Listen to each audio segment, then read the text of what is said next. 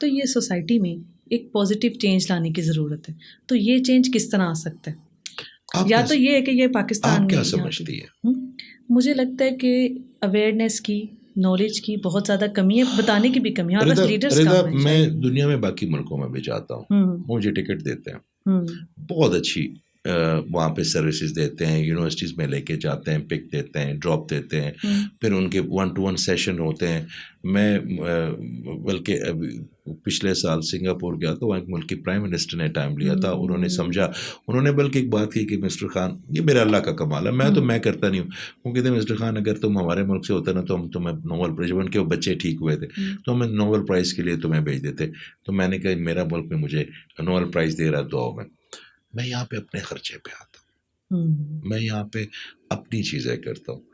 मुझे मुझे पता है ना कि इस मुआशरे का मुझ पे कर्ज है, और यहाँ के जो जनरेशन के बच्चे हैं, अगर आप उनकी सिमत ठीक कर देना तो दुनिया में ऐसी खूबसूरत जनरेशन, ऐसी बाअदब जनरेशन, इतनी मोहब्बत करने वाली जनरेशन आपको मिलेगी नहीं। ये वो लोग हैं जिन्होंने हर अच्छाई बुराई को लिया हुआ है।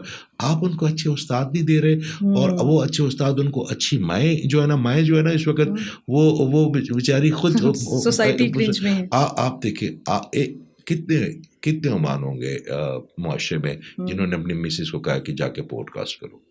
आपका ख्याल है कितने % खवातीन ये बात कर सकती है कि मैं नहीं कर रही हूँ, कितने % ऐसे मर्द होंगे जो कहेंगे? वर्किंग वुमेन की तो यहाँ पे 11% है वर्किंग वुमेन पाकिस्तान में। वो भी जिन जिन मामलात से गुजर रही है ना, मैं तो कहता हूँ, मैं अब ज़्यादा लोड है तो मैं ऑनलाइन देखता हूँ, अपनी एनर्जी ट्रांसफ़र करनी है उनको, और जैसे आपने सवाल कैसे करते हैं कि ऑरा हील करते हैं, तो वो ऑनलाइन भी हो सकता है, फ्रिक्वेंसी चाहिए होती है ना।